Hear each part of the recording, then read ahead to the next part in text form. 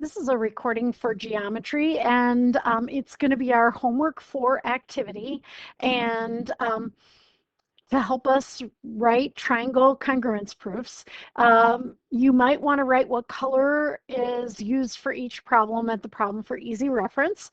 Follow the directions on the next slide. Now that we've done this a few times, I tried to underline some changes in direction from the last section. So first, you need the blank copy of homework 4. I do have a few extra copies if somebody needs one, or you can look at that on your Chromebook on the YOLA site. And for this activity, all proofs, again, are 2-column proofs. You need the colored sheets with the keys to some indicated problems, scissors, use paper clips and this I did not underline, so let me do that right now. You're going to use the paper clips from the previous homework, bundle the homework 3 pieces in one clip and the homework 3A pieces in another clip, and then use the rest of the clips for the homework 4 pieces. If you need to, you can ask for extra clips, but I do not have an unlimited supply. You're using the same envelope. Hopefully you're working in pencil as you go through these. Oh, excuse me. So then you're cutting out the pieces, following the dashed lines, put the colors together with paper clips for easy separation. Don't throw away the colored scrap until directed, as you're aware already. So take a few minutes, and if you haven't already done so, cut out those scraps or the little pieces and bundle them together, and then we'll get started. So pause this to do that. Now, moving on. Here are the directions for the first problem. So you have the handout open, and then here's how this is going to work. We're going to use the recording to read the given and the proof statements and see if we can mark things that you can justify as congruent. And then you're going to draw the T-chart on the page for the 2-column proof. Make sure you write the words statements and reasons at the top and make it big enough to put the pieces in place. So then you're going to start out with a cutout scrambled, and you're going to try to put them together in what you think is an appropriate order. I'm not going to check them. Sometimes there's more than one different order. Then you're going to scramble them and try to put them together in order one more time. After you've done the problem at least 2 times, and once all the students have pieces placed, then I will show you a possible solution and kind of give you some thoughts on variations of that. So that's going to be a little bit different this time. And then we're going to go through the other problems in the same manner. Still, you're not writing the answers on there as you go. Once we go through all the problems once together in that manner, you trying twice, me showing you the answer, and then moving on through the problems. Then finally, or the next day, we'll redo the problems one by one and check them, and then you will write the steps on the homework handout as we go. So a little bit of different directions, but kind of the same overall idea. Now that we've done this more, we kind of, and we want to kind of try to put them together our own self. So when you're ready, we're moving on. Now, here's our first problem. It does say write a paragraph proof. I shouldn't even have to tell you. We all know that we can do whatever kind of proof we would like, and we are practicing these as 2-column proofs with these little pieces of paper. So this is going to be our plan, and I strongly suggest that you do write the plan on your handout. That'll help you. It says our given is segment CE bisects angle BED, and I will start by writing in yellow a little bit just to kind of plan through things. So segment CE is right there. It bisects angle BED. So if I trace this angle, this is the big angle that is bisected by that. And so let me go to a blank sheet of paper and pull up my handout again that has my key terms page. And way at the bottom left, if we know that array, in this case segment, bisects the big angle, then we can say the two little angles are congruent, and that's the definition of an angle bisector. So we'll be using that on this proof that we're looking at right now. And so that is, I haven't even moved from the beginning of the problem, and I'm just kind of thinking through what's happening here. And so go ahead and mark on your picture that those are going to be congruent. So those are two angles. Think about whether you have to name them with 3 letters or not.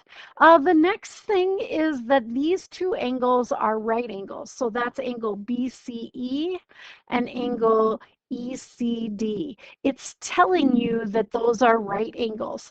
And we've used a reason that kind of has said all right angles are congruent. And we're going to use that again. One right angle mark is in there. We're going to make the other right angle box as well so that we know we're going to say that those are congruent. And so we're getting that one from, and let me kind of just find that in here as well. I think it's on our second key terms page where we kind of added things. We don't need all of that, but essentially this is given in this problem. That is the given, that these angles are right angles. And so that's part of the given in this one. Then we're going to say those two angles are congruent because, and our reason is going to be all right angles are congruent. Then we still need another piece here. Oops. And so think about if you can find something on your original main key terms page that has to be congruent. Maybe point to that right now, and hopefully you're pointing to or thinking about this. This has a common side. So we can say segment AB is congruent to segment AB, and that is by the reflexive property of congruence in this case, but we just usually write reflexive. So let's mark that on our picture and look at your scrap. Your picture should be marked the same as the scrap, and mine is, so I feel good about that. And then let's write our plan, because you're going to be putting those pieces together without having them verified as we go. So our plan is going to be to probably use the given. And then what did we talk about? We talked about using the angle bisector. So we're going to get angles by the angle bisector. And definition of an angle bisector. And then we're going to get these right angles. So angles again, and that's going to be the all right angles. And then we're going to have that reflexive part. So pair of segments, congruent and reflexive. I'll write the common side. You can write reflexive, common side. Common side is not an answer, by the way, or a reason. And then we can get the triangles congruent by what congruence. And you kind of look at that and see if you can say what that is. So pause this now and put your proof together the way you think is an appropriate order, and then scramble it, put it together in what you still think is an appropriate order, and then once everybody has theirs on their paper, then we'll compare them and see. So pause this until you're ready. Okay, now let's check that and see what we have. Here's mine just from the cutouts, and I have the given. We probably all put that first. And then I'm just going to say this step, these two pieces have to be together, statement reason. These two steps have to be together, statement reasons. And these two have to be together, statement reasons. As long as this is number 1 and 2, 3, 4, and this is number 5, then these three middle ones can be in any order for this one. So how did you do? If you want to kind of rearrange it, go ahead. Don't write it yet because we're going to go through all the problems and then you're going to you can write them after the next time we check it because we want to kind of be away from it and then check it again. So now let's look at the next one. So this is number 7, and I put all those handouts there, so I kind of have to find 7. Here it is, and let's read through the given and the prove together. Angle W is congruent to angle Y. Segment WZ is congruent to segment YZ. And segment XZ bisects angle WZY. Look, there's an angle bisector again. So I have a feeling I'm going to use that as we go. So we have, these are pre-marked, segment WZ, segment ZYZ. These are not or these are marked as well, angle W and angle Y. And then, so that's all marked. And then we get that segment XZ bisects angle WX. Oh, just kidding, that's the wrong one. WZY, there it is. And so then the pieces that we're going to get here are these. Think about the fact that we have to name those with 3 letters because there's many angles at that point, that Z. And so then can we prove the triangle is congruent? And I think the answer is yes. So those are pre-marked. I like to just kind of write over them just so that I remember what they are. Then we're going to mark with 2 markings this. And then the triangles should be congruent by what congruence. Think about that as you go. So write your plan. We're going to use the given. We're going to use the angle bisector. And then we're going to get the triangles congruent by blank, blank, blank congruence. And so again, get the pieces out for this one if you haven't already. See if you can put them in an order that you think is correct. Scramble them, do it again so that you've done it twice on your own, kind of what you think. And pause this when you're ready. We'll look at the answer together.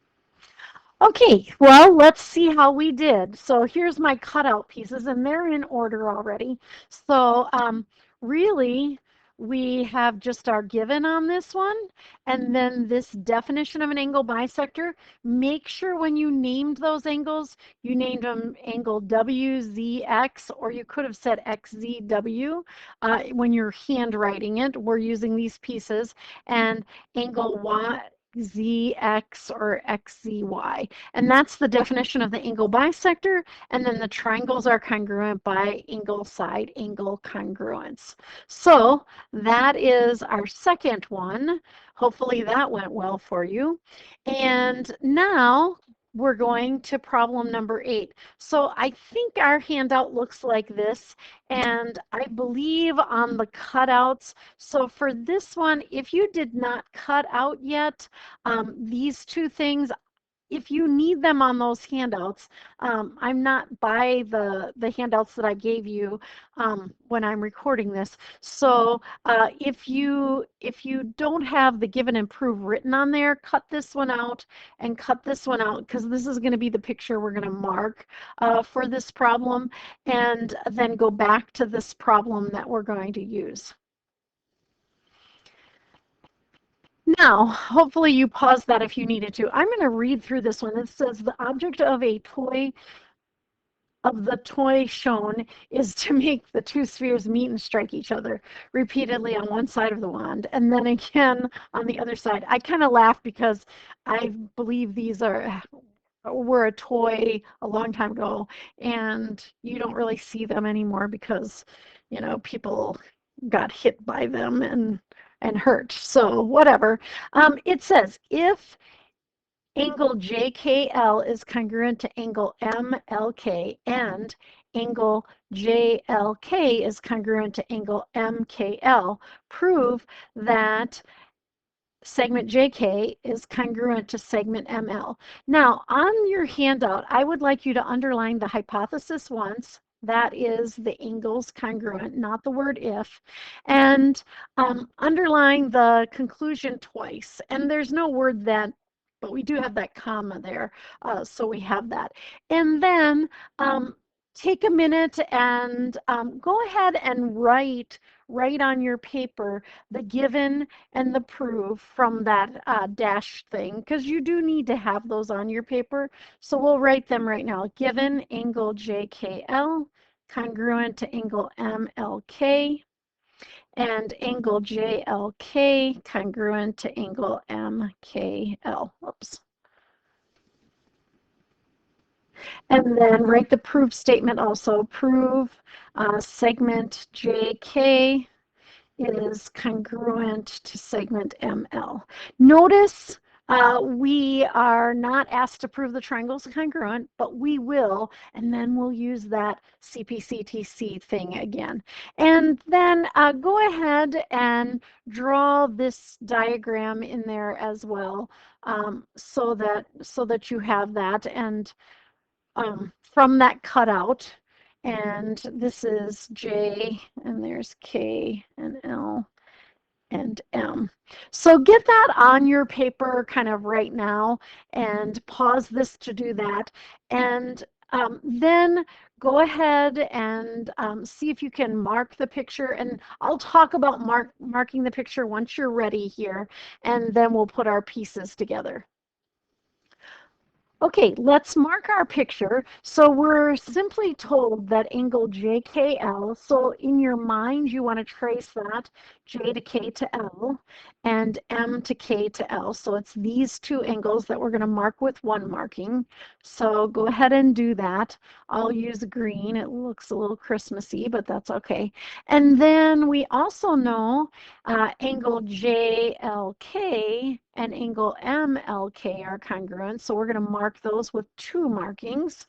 So go ahead and do that.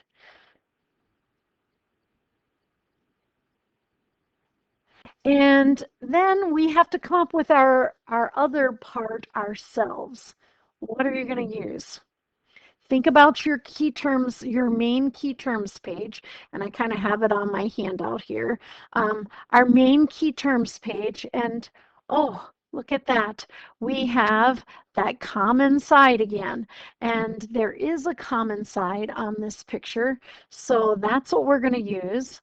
Let me kind of find that picture again.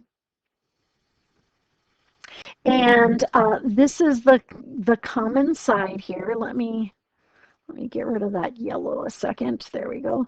And so this side, LK is on the left triangle and LK is also on the right triangle. So we're going to use that common side. Let's mark it as congruent. Go ahead, pause this, put your pieces. Oh, before we do that, let's plan that. So go ahead and write a little plan. We're going to use the given. We're going to use the common side. And then I think we can get the triangles. Look at how it's marked. We'll say the triangles are congruent by what congruence.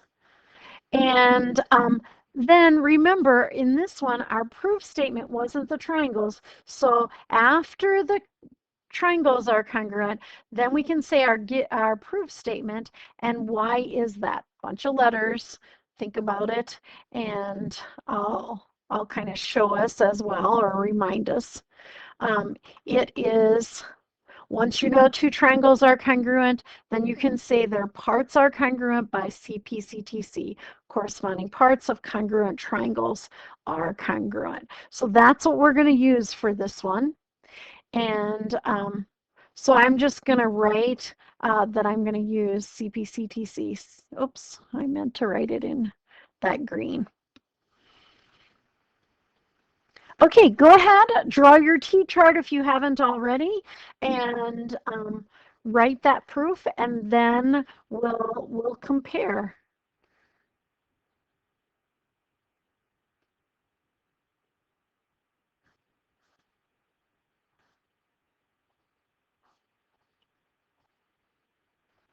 Okay, let's see how we did. Um, for this one, we want to make sure that step one was our given, and reason one, of course, is given. Now, there are some order things that we have to have here. The last step, 1, 2, 3, 4, has to be the proof statement. So that has to be step 4. And in order to use CPCTC, we have to have said the triangles are congruent. So that had to be step 3. So this reflexive thing has to pretty much be step 2 as you go. So probably your order is just like that. Fix it if you need to, kind of look it over so that you're ready to do that and move on. Now, let's look at number 9. Same thing. We'll briefly go over the given and information. So V is the midpoint of just segment YW. So here's YW. So only those are going to be the same. And then look, we know some lines are parallel. And so I'm going to go to my key terms page just to kind of make sure I have parallel lines. And so I think I'm going to use alternate interior angles. The picture maybe goes a little more like this, so I can use alternate interior angles that way. I can use them this way if I want, and there's going to be vertical angles there too. So we have choices, and I am going to tell you that when you write this independently, which means by yourself, when you write a proof like this, if you don't use the same things that I use, that's fine. But I am going to tell you because I gave you the pieces of proof, so we want to make sure we're all doing it so that these pieces work in. So let's mark what we have. V is the midpoint of segment YW, so we'll mark those. And because of those parallel lines, I'm actually going to use in this one 2 pairs of alternate interior angles. So I'm going to mark angle U and angle X with one marking, and I'm going to mark angle Y and angle W with the second marking. And since I'm choosing that way, because that's what I have on my little cutouts, my plan is going to be to use the given and the midpoint theorem, and that is the alternate interior angles theorem. Don't forget that these are theorems. And then look at how my picture is marked. Angle, angle, side, congruent. So I'm going to get the triangles congruent by what congruence. And we'll leave that to you. Go ahead and try this one. Now, hopefully everybody has that and is ready. So let's compare. Here's my work. Statement 1 is probably the given for everybody. Then the last one, 1, 2, 3, 4, 5. The fifth one has to be the proof statement that those triangles are congruent. The midpoint theorem, I have 2 that are the alternate interior angles theorem. Really, you could have combined that as one. That's fine. And these can be in any order. This one, and this one, as long as they are between the given and the proof statement. Last problem for us to look at together in this activity is number 10. And so for number 10, let's look at this one. And again, there's more than one way to do this one, but let's kind of look at our plan. So segment MS is not only congruent to segment RQ, but they are parallel. So they're marked both ways. I'm just going to remark that they're congruent. I know they're parallel. I'm going to use the vertical angles in this one, so let me mark those just because I didn't use them in the last one. And you'll find these two have interchangeable parts as we go. So I'm going to use vertical angles. And then I will use alternate interior angles. I could either use M and R or S and Q. I'm picking M and R. So I want you to know that because we're writing this proof based off these little pieces. So my plan is, you should write down what your plan is. That'll help you when you're writing these on your own. Our plan is to use the given, of course, and then I'm going to move these up just a little bit. Use the given. I'm going to use vertical angles. I'm going to use alternate interior angles. And then I'm going to get the triangles congruent and think about why that would be. So try this one, see what happens. Okay, let's check our answer and compare it to my work here. And so for this one, oops, I'm not on the quite the right one. So for this one, step 1 is our given, should be for everybody. And step 4 should be that the triangles are congruent by angle, angle, side congruence, angle, angle, side. And then you needed to use the vertical angles theorem and the alternate interior angles theorem, and these could be interchanged. Doesn't matter as you go. So now that you've gone through that once, I will have you try that again all the way through, and the next couple of pictures I'll just show you the keys to these problems again kind of briefly as we go. Okay, so now we're just going to check 6 through 10 one at a time as you get them ready, and so hopefully you're ready for number 6. Here's what it should look like. Pause this until you're ready to look at number 7. Okay, moving on. Here's number 7. Pause this until you're ready to look at number 8. Okay, moving on. Here's number 8.